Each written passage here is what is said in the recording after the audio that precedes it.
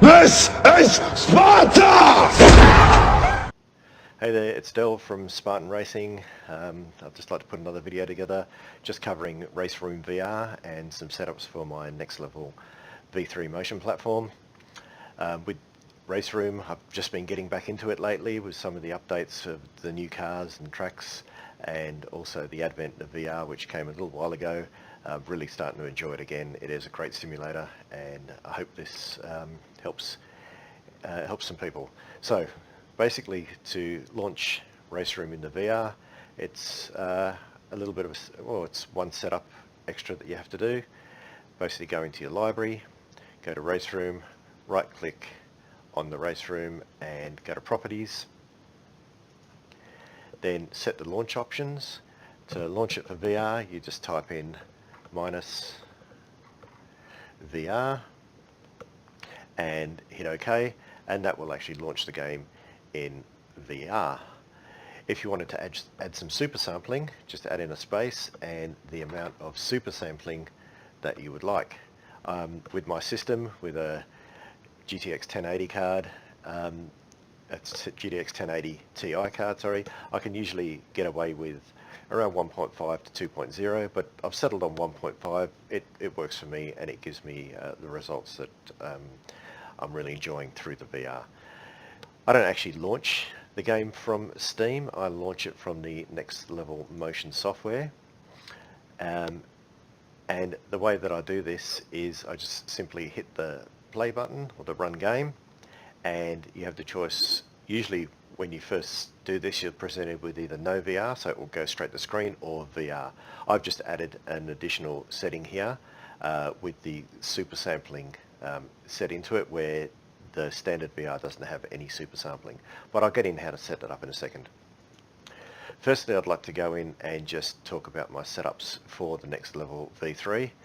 So to get into the setups, I'd click on the main tab for Raceroom, and as you can see here, I have some parameters set up to suit the type of motion that I like to get back through the Next Level V3.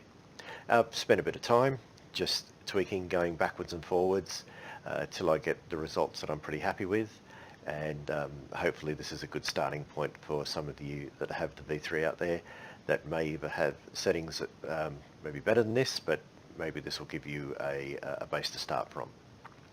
The next thing is to be able to set up and launch the VR with the super sampling. It's pretty simple. You just go into the Edit tab, and you're given this Profile Editor dialog. By default, the Other tab over here is activated, and as you can see here, normally when you first launch it, you have no VR and VR. No VR has just the path to the system, or to the sim. VR has the path to the sim plus the parameters that are required by Steam to launch the VR. But what I've done is I've added, by just pressing the add button, it's given me another option. I've called this Del VR. I mean, you can call it Del VR if you want, or just give it whatever name you like. I copied and pasted the path, and then I've added the parameters to launch the VR, which is -VR and my super sampling amount.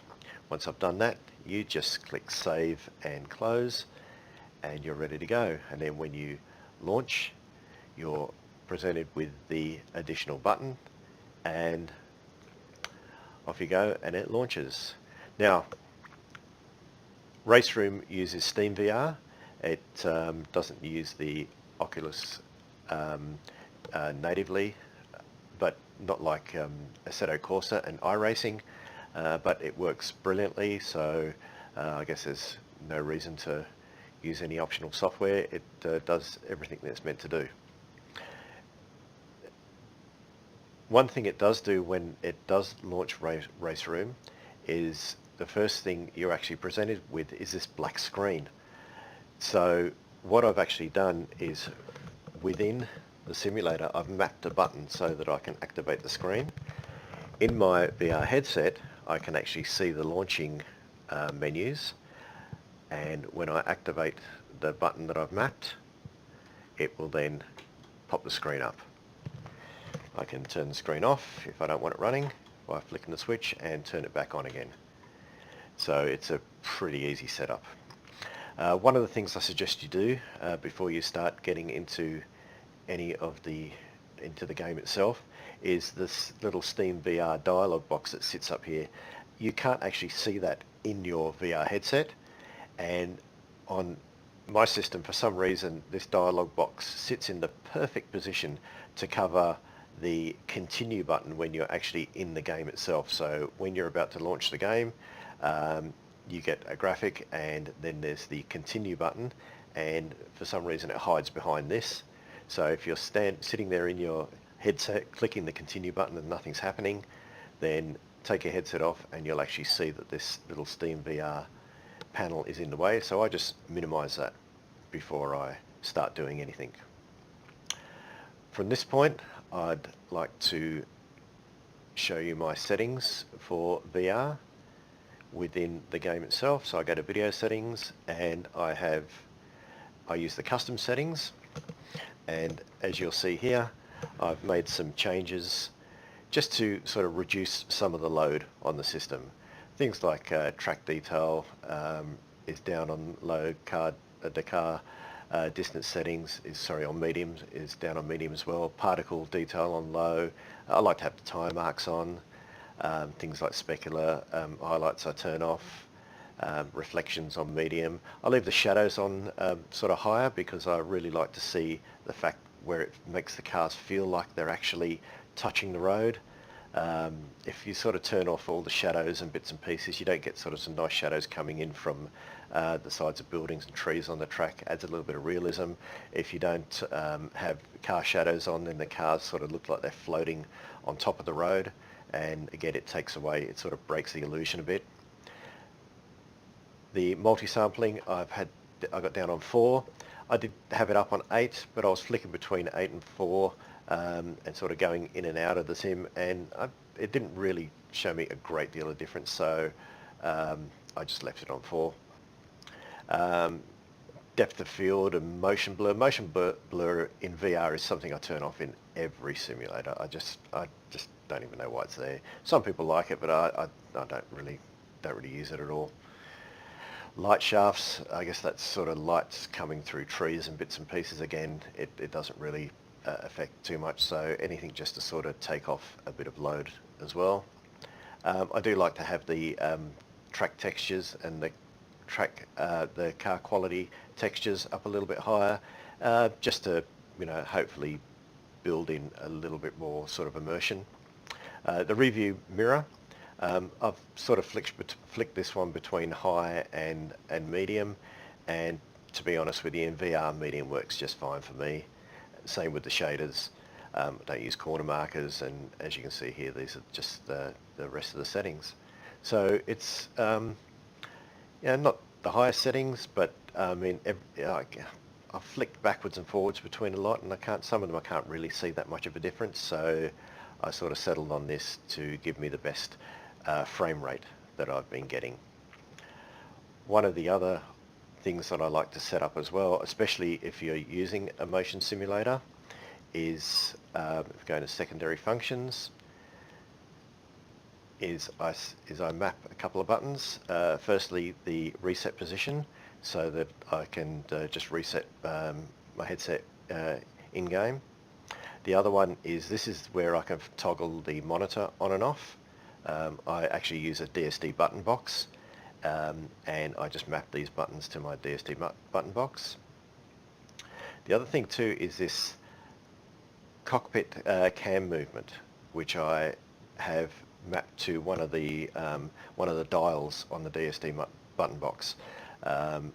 Just turn it right to increase and turn it left to decrease. This gives you that simulated feeling of when you're under brakes, the steering wheel coming towards you, or when you accelerate, the steering wheel sort of going away from you. That I'll show you that as we get into the sim. But it works, especially if you do have a motion simulator. You can sort of balance that so that the movement, when you're getting sort of pushed forward under braking, you can get it to the same level as it seems like within VR. So you really actually do get that feeling of being pushed forward, the steering wheel coming towards you.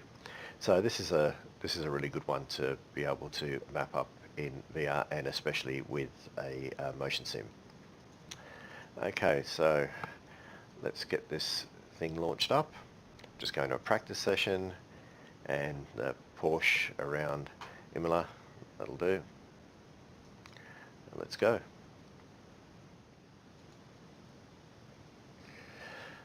Okay, so the game loaded. Now for this recording I've actually turned the motion simulator off, because when you're trying to record on screen with the motion simulator running, you do get a lot of bouncing, a lot of moving around, and it becomes quite jarring when you're watching the screen recording. So I've turned it off, so we'll kind of pretend it's on for now. So what I'm going to do is go into the car. Now the other thing too is, again, when you're screen recording, you don't quite see the depth of what I'm seeing through this headset, so I'll try and do my best to have a good look around. As you can see, looks quite amazing. A couple of things I do when I first get into a car, especially if it's one I haven't driven before, is I grab my keyboard and I use my WS keys to sort of get my position. I tend to look down.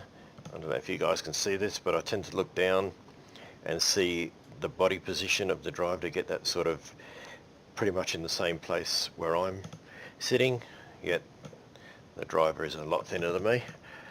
And then what I'll do is sometimes use the E and the D keys just to sort of move up and down to get it in a comfortable position to suit my type of driving.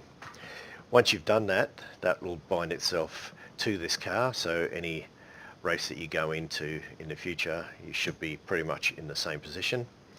The other thing I like to do is just quickly reset my headset. So I press my reset button and that just pops it right in the position that I want. Now, to start off, I'm going to actually have my cockpit camera on 0, and I'll show you the difference that this makes, and this works in conjunction really well with the motion sim, and I'll explain to you what I mean by that once we get started. So let's have a bit of a drive out.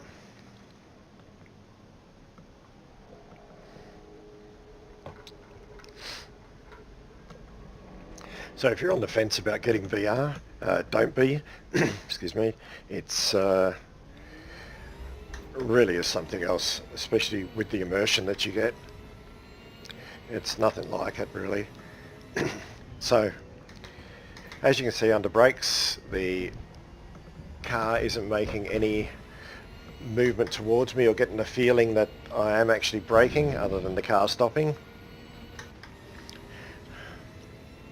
And I'll show you what I mean. This is where the camera movement comes into play. So what we'll do is we'll get around this hairpin, so I'm heavy under brakes. The car feels a little bit on the static side. So what I'm going to do is I'm going to turn up that camera movement up to about 70%. And you'll actually see now when I go into braking that the wheel comes towards me. And that sort of gives me more of a feeling that you are sort of getting thrown forward under braking or getting pulled back under acceleration. Now, it feels a lot better in VR, but when you also have that coupled with the next level motion simulator turned on, that tends to mimic the movements as well of the next level motion, so you do actually feel a greater deal of immersion again on top of that. I always say to people that if you can, afford to get into a motion sim, then that's really, don't hesitate. It really is something else. I mean, VR is amazing unto itself, but when you add motion on it as well, then yeah, it's another world altogether. So I use the Oculus Rift, not the HTC Vive. Not that there's anything wrong with either of them. I understand the HTC Vive is a really good system as well. It's just that when I bought the Oculus, to be honest with you, it was just cheaper. And I'm really happy with what it gives me. If you've never been in a VR before, there is a bit of a shock when it comes to the graphical fidelity. You're not going to get the graphics that you're getting off really good quality monitors, but the one thing that you're not going to get off good quality monitors, no matter what, is the level of immersion that you're going to get out of a VR headset.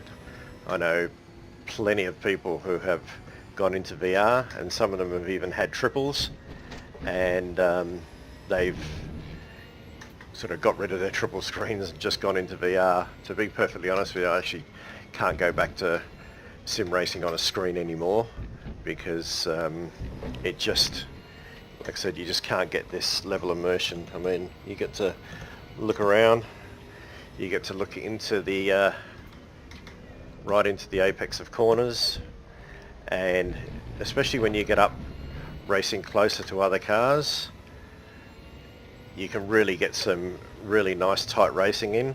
One of the things I do find it's really great for is if you're in an online race and competitive race, and you can get up really close to your opponents without knocking them. It can get a little bit unnerving if they're just on screens and you're in a VR headset. You can get nice and close and really sort of make them a bit more unnerved. Let's have a look, see with this Corvette that's coming down the side with us. Alright.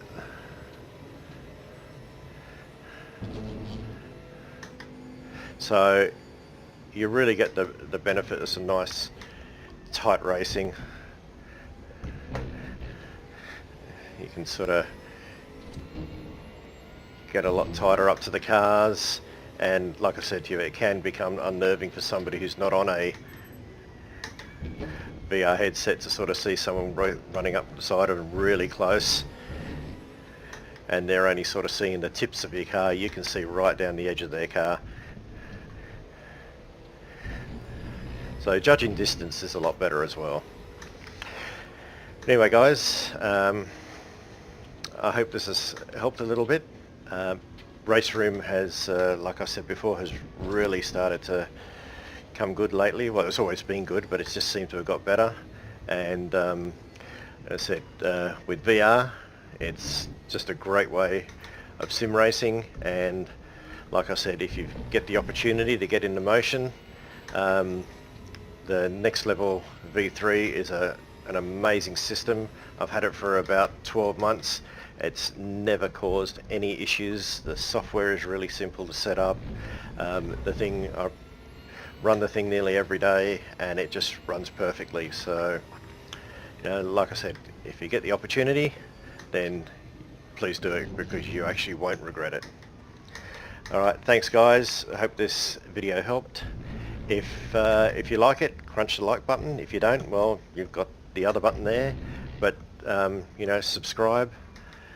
Let me know what you think. I try to answer as many questions as I can. I've been getting some great emails from people and trying to help them out as much as I can.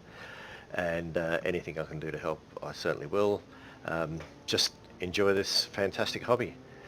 Okay guys, see you later. Oh, Happy New Year, by the way.